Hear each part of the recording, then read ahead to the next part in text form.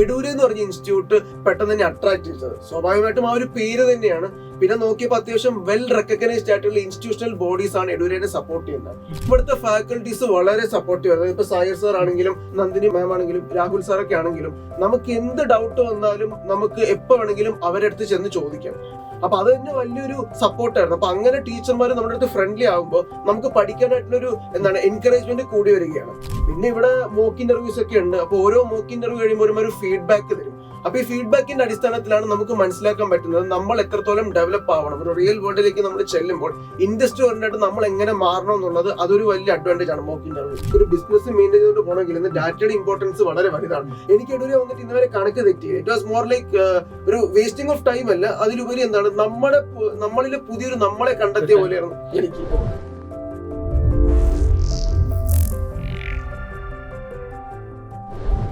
ഇന്ന് വളരെ സന്തോഷത്തിലാണ് ഞാനുള്ളത്. എഡൂര് കഴിഞ്ഞ 4 വർഷം കൊണ്ട് ഏകദേശം 2000-ഓളം അടുപ്പിച്ചുള്ള സ്റ്റുഡൻസിന് പ്ലേസ്മെന്റ് നൽകാൻ കഴിഞ്ഞു എന്നുള്ളൊരു ആത്മവിശ്വാസത്തിൽ നിൽക്കുകയാണ്. അപ്പോഴാണ് അതിൽ പരം ഒരു വലിയ സന്തോഷം വന്നത്. ഞങ്ങളുടെ സ്റ്റുഡൻ്റായ മാധവ് ഇന്നിപ്പോൾ PG ഇൻ ആർട്ടിഫിഷ്യൽ സ്റ്റുഡൻ്റ് ആണ്.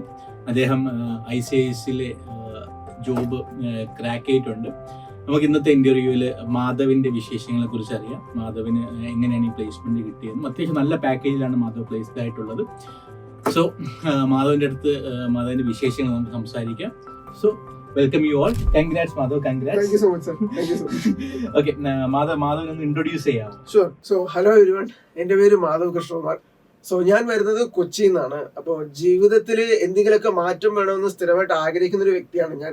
അപ്പൊ അങ്ങനെ എഡ്യൂക്കേഷൻ വൈസ് എന്ത് മാറ്റം കൊണ്ടുവരണമെന്ന് ഞാനിങ്ങനെ ആഗ്രഹിക്കുന്ന സമയത്താണ് ഈ ഡേറ്റ അനലിറ്റിക്സിനെ കുറിച്ച് ഞാൻ കേൾക്കുന്നത്. ഞാനിപ്പോ UGയും PGയും ഒക്കെ ഈ BCom MBA ഒക്കെയാണ് ചെയ്തത്. അപ്പോൾ അതിൽ അവിടെയും എവിടെയായിട്ട് സ്കാറ്റേർഡ് ആയിട്ട് നമ്മൾ ഈ ടേമിനെ കുറിച്ച് കേട്ടിട്ടുണ്ട്.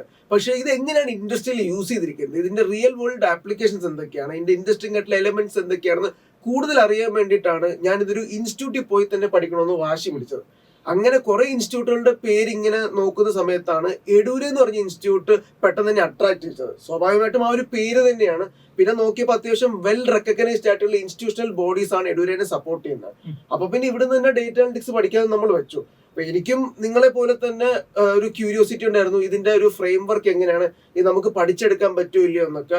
പക്ഷെ ഇവിടുത്തെ ഫാക്കൽറ്റീസ് വളരെ സപ്പോർട്ടീവ് ആയിരുന്നു. ഇപ്പൊ സായർ സാർ ആണെങ്കിലും നന്ദിനി മാം ആണെങ്കിലും രാഹുൽ സാറൊക്കെ ആണെങ്കിലും നമുക്ക് എന്ത് ഡൗട്ട് വന്നാലും നമുക്ക് എപ്പോ വേണമെങ്കിലും അവരുടെ അടുത്ത് ചെന്ന് ചോദിക്കാം. അതിപ്പോ 1 വട്ടോ 10 വട്ടോ അല്ല, 1000 വട്ടം പോലും അവർ എക്സ്പ്ലെയിൻ ചെയ്യാൻ റെഡിയാണ്. ഇനി നമ്മൾ അങ്ങോട്ട് പോയില്ലെങ്കിലും അവർ ഇങ്ങോട്ട് വന്ന് നമ്മുടെ അടുത്ത് ചോദിക്കും, എന്തെങ്കിലും ഡൗട്ട് ഉണ്ടോ മാധവിന്, ഞങ്ങൾ എക്സ്പ്ലെയിൻ ചെയ്യാൻ റെഡിയാണ്. അപ്പൊ അത് തന്നെ വലിയൊരു സപ്പോർട്ടായിരുന്നു. അപ്പൊ അങ്ങനെ ടീച്ചർമാർ നമ്മുടെ അടുത്ത് ഫ്രണ്ട്ലി ആകുമ്പോൾ നമുക്ക് പഠിക്കാനായിട്ടുള്ളൊരു എൻകറേജ്മെന്റ് കൂടി വരികയാണ്. പിന്നെ ഇവിടെ മോക്ക് ഇന്റർവ്യൂസ് ഒക്കെ ഉണ്ട്. അപ്പൊ ഓരോ മോക്ക് ഇന്റർവ്യൂ കഴിയുമ്പോൾ ഒരു ഫീഡ്ബാക്ക് തരും. അപ്പൊ ഈ ഫീഡ്ബാക്കിന്റെ അടിസ്ഥാനത്തിലാണ് നമുക്ക് മനസ്സിലാക്കാൻ പറ്റുന്നത് നമ്മൾ എത്രത്തോളം ഡെവലപ്പ് ആവണം. ഒരു റിയൽ വേൾഡിലേക്ക് നമ്മൾ ചെല്ലുമ്പോൾ ഇൻഡസ്ട്രി ഓറിയന്റഡ് നമ്മൾ എങ്ങനെ മാറണം എന്നുള്ളത് അതൊരു വലിയ അഡ്വാൻറ്റേജ് ആണ് മോക്ക് ഇന്റർവ്യൂ.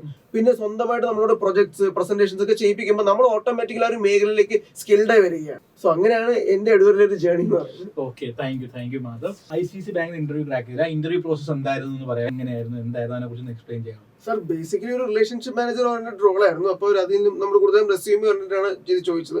പിന്നെ സ്വാഭാവികമായിട്ട് നമ്മൾ ഡേറ്റ അനലിറ്റിക്സ് പഠിച്ചുകൊണ്ട് അതൊക്കെ എങ്ങനെ ബാങ്കിലേക്ക് യൂസ് ചെയ്യാം എന്നൊക്കെ അവർ ചോദിച്ചു. അപ്പൊ അതിന് നമ്മൾ കൃത്യമായിട്ടുള്ള ഉത്തരങ്ങൾ പറയുകയും ചെയ്തു. സാറിന് അറിയാവുന്ന പോലെ നമുക്ക് ഡേറ്റ അനലിറ്റിക്സ് ഉപയോഗിച്ചുകൊണ്ട് കസ്റ്റമറുടെ ബൈയിങ് ബിഹേവിയർ പാറ്റേൺസ് പ്രഡിക്ട് ചെയ്യാൻ പറ്റും. അപ്പൊ അതൊക്കെ തന്നെയായിരുന്നു അവർക്ക് ഉദ്ദേശിക്കുന്ന ആൻസർ എന്ന് പറയുന്നത്. എഡ്യൂരിൽ ഡേറ്റ അനലിറ്റിക്സ് പഠിച്ചെന്ന് പറഞ്ഞല്ലോ. അപ്പം ആ ഒരു എന്തൊക്കെ സ്കില്ലാണ് ഈ ഒരു ജോബ് റോളിന് പർട്ടിക്കുലർ ആയിട്ട് യൂസ്ഫുൾ വന്നതെന്ന് പറയാമോ? എഡ്യൂരിൽ പഠിച്ച കാര്യങ്ങൾ എന്തൊക്കെയാണ് ഈ ഇന്റർവ്യൂവിനും അല്ലെങ്കിൽ ജോബ് റോളിനും യൂസ്ഫുൾ ആവുന്നതെന്നൊന്ന് എക്സ്പ്ലെയിൻ ചെയ്യാമോ?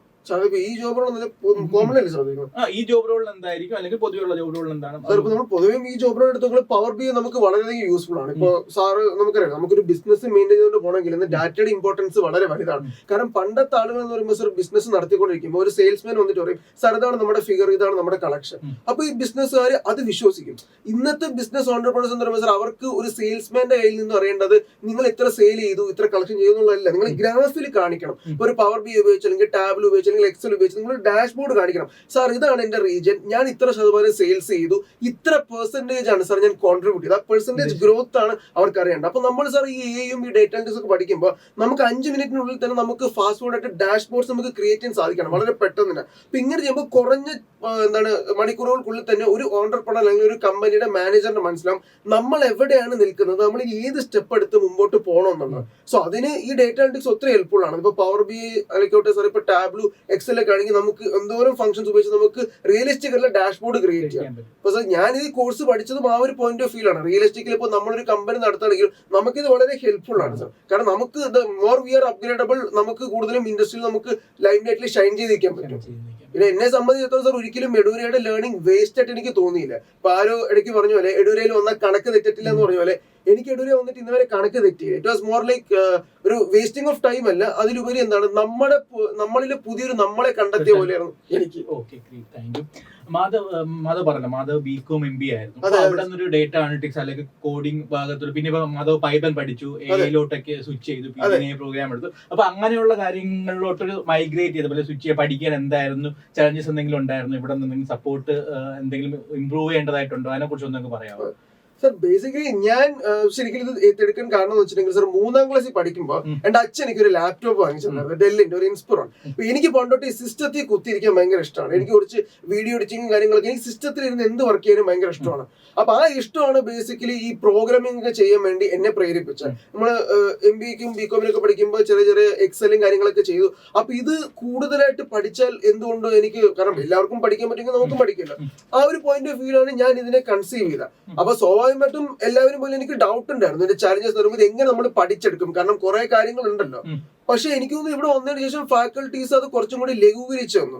അവര് ഒരു വലിയ ബ്രോഡ് ആയിട്ടുള്ള ടോപ്പിക്കിനെ കുറെ കൂടി സിംപ്ലിഫൈ ചെയ്ത് വരുമ്പോൾ നമുക്ക് മനസ്സിലാവും, ഓക്കെ എക്സൽ ഇന്നൊരു ഫംഗ്ഷൻ, ഇത് കാണുമ്പോൾ നമ്മൾ വിചാരിക്കും വലിയൊരു മല പോലെയാണ്, പക്ഷെ അത് ഇത്രേ ഉള്ളൂ എന്ന് അവർ പഠിപ്പിച്ചു തരുമ്പോൾ നമുക്ക് മനസ്സിലാവും. പിന്നെ ഈ ഫീൽഡ് എന്ന് പറയുമ്പോൾ സാർ എപ്പോഴും ഒരു ഇങ്ങനെ സ്പൂൺ ഫീഡിങ് എന്നതിലുപരി നമ്മൾ തന്നെ കുറെ കൂടി റിസർച്ച് ചെയ്യണമല്ലോ.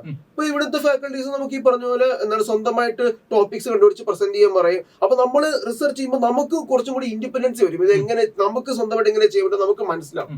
അപ്പൊ അതാണ് സാർ എനിക്ക് ആകേണ്ടതെന്ന് വെച്ചാൽ ഇത് എങ്ങനെ പഠിച്ചെടുക്കും എന്നുള്ളത്. പക്ഷെ അത് സ്വാഭാവികമായിട്ടും ഈസി ആയിട്ട് മാധവ്, ഒരു ഫ്രഷറെ സംബന്ധിച്ച് എന്തൊക്കെ സ്കില്ലായിരിക്കും ഒരു ജോബ് റോള് ക്രാക്ക് ചെയ്യാൻ ഇമ്പോർട്ടന്റ് എന്ന് മാധവ് വിശ്വസിക്കുന്നതിനെ കുറിച്ച് ഒന്ന് എക്സ്പ്ലെയിൻ ചെയ്യാമോ? സാർ ഞാൻ വിശ്വസിക്കുന്ന ഒരു ഫ്രഷേഴ്സ് പെർസ്പെക്ടീവ് നിന്ന് നമുക്ക് എന്തായാലും ഒരു ബേസിക് ഒരു ഐഡിയ വേണം. കാരണം ഞാൻ മനസ്സിലാക്കിയെടുത്തോളം സാർ കമ്പനീസ് നോക്കുമ്പോൾ നിങ്ങൾക്ക് ഒരാളെ ഹയർ ചെയ്താൽ, നിങ്ങൾക്ക് ഇപ്പൊ എഡൂരിൽ തന്നെ ഒരിക്കൽ ഒരു സാറിന് ഇന്റർവ്യൂവിൽ ചോദിച്ചു കോഡിംഗ് അറിയാത്ത ഒരാൾ നിങ്ങൾ എങ്ങനെ കോഡിംഗ് പഠിപ്പിക്കും. അപ്പൊ ബേസിക്കലി ഒരു ഫ്രഷറെ സംബന്ധിച്ചിടത്തോളം അല്ലെങ്കിൽ നിങ്ങൾക്ക് കോഡിംഗ് എന്നല്ല, ഇപ്പൊ പ്രോഗ്രാമിംഗ് അറിഞ്ഞില്ലാത്ത ഒരാളെ എങ്ങനെ നിങ്ങൾ പല പ്രോഗ്രാമിംഗ് ലാംഗ്വേജസ് പഠിപ്പിക്കും. അപ്പൊ കമ്പനീസ് നോക്കുന്നതും നിങ്ങൾക്ക് പഠിപ്പിക്കാനുള്ള ഒരു മെന്റാലിറ്റി ഉണ്ടോ എന്നില്ലാണ് നോക്കുന്നത്. അപ്പൊ അത് പറയുമെങ്കിൽ നിങ്ങൾക്ക് ഒരു 90% നിങ്ങളുടെ ജോബ് നിങ്ങൾക്ക് അഷ്യൂർഡ് ആണ്. പിന്നെ എല്ലാ കൺസെപ്റ്റ്സും നിങ്ങൾ ബേസിക് ആയിട്ട് ഒരു ഇന്റർവ്യൂ ചോദിക്കുന്ന പല കൺസെപ്റ്റ്സ് ഉണ്ടാവില്ല. ഓരോ എക്സല്, പവർ BI, ടാബ്ലു. ഇപ്പൊ പവർ BI ആണെങ്കിൽ എങ്ങനെ നമുക്കൊരു ഡാഷ്ബോർഡ് ക്രിയേറ്റ് ചെയ്യാം, എങ്ങനെ ഫയൽ നമുക്ക് ഇമ്പോർട്ട് ചെയ്യാം, എങ്ങനെ നമുക്ക് ഇപ്പൊ ഗൗഗേ ചാർട്ട് ഉപയോഗിക്കാം, നമുക്ക് എങ്ങനെ മാപ്പ് എങ്ങനെ നമുക്ക് ഉപയോഗിക്കാം, ഇങ്ങനത്തെ ബേസിക് ആയിട്ടുള്ള കൺസെപ്റ്റ്സ് നമുക്ക് അറിയാമെങ്കിൽ തന്നെ നമുക്ക് ബേസിക് ആയിട്ട് എല്ലാ നമ്മൾ പഠിക്കുന്ന മോഡൽസിലും ബേസിക് കൺസെപ്റ്റ്സ് അറിയുന്നത് നമുക്ക് ജോബ് ഫിക്സ്ഡ് ആണ്. പിന്നെ നമ്മുടെ കമ്മ്യൂണിക്കേഷൻ, നമ്മൾ എങ്ങനെ കമ്മ്യൂണിക്കേറ്റ് ചെയ്യുന്നത്, അതും വലിയ ഇംഗ്ലീഷ് ഒന്നും വേണ്ട സാർ, അവർക്ക് മനസ്സിലാവുന്ന ഇംഗ്ലീഷിൽ കമ്മ്യൂണിക്കേറ്റ് ചെയ്താൽ മതി, ബാക്കി നമുക്ക് പഠിച്ചെടുക്കാന്നേ ഉള്ളൂ സാർ കമ്പനി കയറിയിട്ട്. അപ്പം അത് പറഞ്ഞത് 2 കാര്യങ്ങളാണ് എനിക്ക് തോന്നുന്നത്. ഒന്ന് കമ്മ്യൂണിക്കേഷൻ സ്കിൽ ഭയങ്കര ഇമ്പോർട്ടന്റ് ആണ്. പിന്നെ ഇൻഡസ്ട്രിയിൽ നമ്മൾ പഠിക്കുന്ന എക്സലും പവർ ബിയിലും ടാബ്ലോയിലൊക്കെയുള്ള കാര്യങ്ങൾ എങ്ങനെ യൂട്ടിലൈസ് ചെയ്യുന്ന അണ്ടർസ്റ്റാൻഡിംഗ് വേണം ഫ്രഷർ, അതെന്നുണ്ടെങ്കിൽ അതിനൊപ്പം കണക്ട് ചെയ്താണെങ്കിൽ നമുക്കൊരു മാർക്കറ്റ്, റിയൽ മാർക്കറ്റിൽ ഒരു എക്സാമ്പിൾ കൂടി പറയാമെങ്കിൽ അവർക്ക് മനസ്സിലാവും നമുക്ക് ഇൻഡസ്ട്രി അപ്ഡേറ്റ്. കാരണം ഞാൻ മനസ്സിലാക്കിയെടുത്തോളം സാർ നമുക്ക് ഈ ഡേറ്റ അനലിറ്റിക്സും AI ഒക്കെ പഠിക്കുമ്പോൾ നമുക്ക് അത് പഠിച്ചാൽ മാത്രം പോരാ, അത് ഇൻഡസ്ട്രിയിൽ മാർക്കറ്റ് നമ്മൾ എപ്പോഴും അപ്ഡേറ്റ് ആയിരിക്കണം. അപ്പൊ അതും കൂടി കമ്പനീസ് നോക്കും. ഇന്റർവ്യൂ എന്തെങ്കിലും പ്രിപ്പറേഷൻസ് മാധവ് നടത്തിയിട്ടുണ്ടായിരുന്നോ? അങ്ങനത്തെ കാര്യങ്ങൾ എന്തെങ്കിലും ചെയ്തിട്ടുണ്ടോ? സാർ എന്റെ ഏറ്റവും വലിയ ഇന്റർവ്യൂ പ്രിപ്പറേഷൻ എനിക്ക് ഓൾറെഡി എഴുതിയെന്ന് കിട്ടിക്കഴിഞ്ഞു. മോക്ക് ഇന്റർവ്യൂസ് എന്നെ കൊണ്ട് എന്നെ സ്വന്തമായിട്ട്, ഇപ്പൊ എനിക്ക് ഓർമ്മയുണ്ട് എന്റെ ഫാക്കൽറ്റി രാഹുൽ സാർ പറയുണ്ടായി, ഇപ്പൊ നിങ്ങൾ ഏത് സോഫ്റ്റ്വെയർ ആണോ ലേറ്റസ്റ്റ് പഠിച്ചുകൊണ്ടിരിക്കുന്നത് അതിൽ തന്നെ നിങ്ങൾ പ്രസന്റേഷൻസ് ചെയ്യാൻ വേണ്ടി എന്റെ അടുത്ത് പറഞ്ഞു. അപ്പൊ ആ സമയത്ത് ഞാൻ പവർ BI പഠിച്ചുകൊണ്ടിരിക്കുകയായിരുന്നു. അപ്പൊ അത് മെയ് 2024. അപ്പൊ അന്ന് പവർ BI തന്നെ ഞാൻ 3-4 പ്രൊജക്ട്സ് ഇൻഡിപെൻഡന്റ് ആയിട്ട് കണ്ടുപിടിച്ച് ചെയ്തു.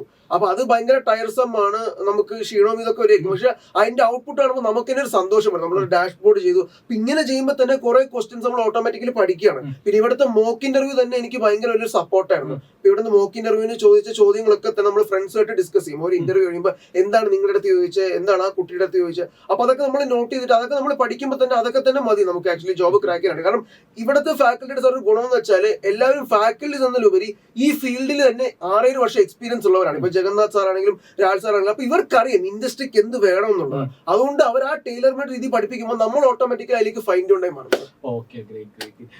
ഒരു ഫ്രഷർ എന്ന രീതിയിൽ ഫ്രഷർ എന്തെങ്കിലും അഡ്വൈസ് കൊടുക്കാനുണ്ടോ? ഡേറ്റ അനലിറ്റിക്സ് ഫീൽഡിലോട്ട് വരാൻ താല്പര്യപ്പെടുന്നവർക്ക്, ഡേറ്റ സയൻസോ AI ഫീൽഡിലേക്ക് വരാൻ താല്പര്യപ്പെടുന്നവർക്ക് മാധവിന്റെ എന്തെങ്കിലും അഡ്വൈസ് കൊടുക്കാനുണ്ടോ? എന്റെ ഒരു അഡ്വൈസ് എന്ന് വെച്ചാൽ നിങ്ങൾക്ക് താല്പര്യം ഉണ്ടെങ്കിൽ നിങ്ങൾക്ക് പഠിച്ചെടുക്കാന്നുള്ളത് അത്ര പ്രയാസമൊന്നുമല്ല. നിങ്ങൾക്ക് ബേസിക്കലി ഇൻട്രസ്റ്റ് ആണ് വേണ്ടത്. കാരണം ഇതെന്ന് പറയുമ്പോൾ നമ്മൾ ബേസിക്കലി പറഞ്ഞ പോലെ നമ്മൾ എഴുതും, നമ്മൾ വരയ്ക്കും, പക്ഷെ എല്ലാം കമ്പ്യൂട്ടറിലാണെന്നല്ലോ. അപ്പൊ കമ്പ്യൂട്ടറിൽ ഇരുന്ന് ഒരു സംഭവം നിങ്ങൾക്ക് ചെയ്യും. ഇപ്പൊ നിങ്ങൾക്ക് ഗ്രാഫ് ഒക്കെ വരച്ച് നിങ്ങൾക്ക് ഈ കിങ് ലെയറിലൊക്കെ ദിലീപ് ചെയ്യുന്ന പോലെ പ്രസന്റേഷൻസും ആ ടൈപ്പ് നിങ്ങൾക്ക് ഇഷ്ടമാണെങ്കിൽ നിങ്ങൾക്ക് വരാവുന്നേ ഉള്ളത്. അത് നിങ്ങൾ കാണുമ്പോൾ നമ്മൾ ശരിക്കും എക്സലിൽ പവർ ബിയിലൊക്കെ എന്താണ്, പക്ഷെ ഒന്ന് പഠിച്ചു തുടങ്ങിയാൽ എല്ലാം ഈസിയാണ്. ഞാൻ അങ്ങനെയാണ്. ഓക്കെ, സോ ലാസ്റ്റ് ക്വസ്റ്റ്യൻ ആണ് മാധവ്, എഡ്യൂറിനെ കുറിച്ചുള്ള മാധവിന്റെ എന്താണ് കംപ്ലൈന്റ് ആണെങ്കിലും അല്ലെങ്കിൽ നല്ല ഒപ്പീനിയൻ ആണെങ്കിലും എന്തായാലും ഓപ്പൺ ആയിട്ട് ഒന്ന് പറയാമോ? സാർ തുറന്നു പറയുകയാണെങ്കിൽ സാർ എനിക്ക് എഡൂരിനെ കുറിച്ച് സാർ പറയാനായിട്ട് ഒരു കംപ്ലൈന്റ് ഇല്ല സാർ. അത് ഞാൻ വെറുതെ പറയുന്നില്ല. കാരണം ഞാൻ ഇവിടെ വന്നിട്ട് സാർ ഓൾമോസ്റ്റ് 1 വർഷത്തോളമായി. അപ്പൊ ഞാൻ പറഞ്ഞില്ല സാർ, ഞാനൊരു ഇൻസ്റ്റിറ്റ്യൂട്ട് തപ്പി ഞാനിങ്ങനെ നടന്നുകൊണ്ടിരിക്കുന്ന സമയത്താണ് ഈ എഡൂരെ എന്ന് പറഞ്ഞ ആദ്യമായിട്ട് പേരാണ് എന്റെ മനസ്സിൽ വന്നത്. പിന്നെ ഞാൻ നോക്കിയപ്പോൾ അത്യാവശ്യം റെക്കഗ്നൈസ് ആയിട്ടില്ല. ഇപ്പൊ IIM പോലത്തെ ഇൻസ്റ്റിറ്റ്യൂഷൻസ്, വാർട്ടൺ USA പോലത്തെ ഇൻസ്റ്റിറ്റ്യൂഷൻസ് ഒക്കെ എഡൂരിനെ സപ്പോർട്ട് ചെയ്യുന്നു. അപ്പൊ എനിക്ക് മനസ്സിലായി അത്യാവശ്യം റെക്കഗ്നൈസ് ആയിട്ടുള്ള ഇൻസ്റ്റിറ്റ്യൂട്ട് ആണ്. പിന്നെ ഞാൻ ഇവിടെ വന്നപ്പോൾ ആദ്യ ദിവസം തന്നെ സായർ സാർ ആണെങ്കിൽ നമുക്കൊരു കോൺഫിഡൻസ് തന്നു, നമ്മളെ കൊണ്ട് പഠിച്ചെടുക്കാൻ പറ്റും എന്നുള്ള.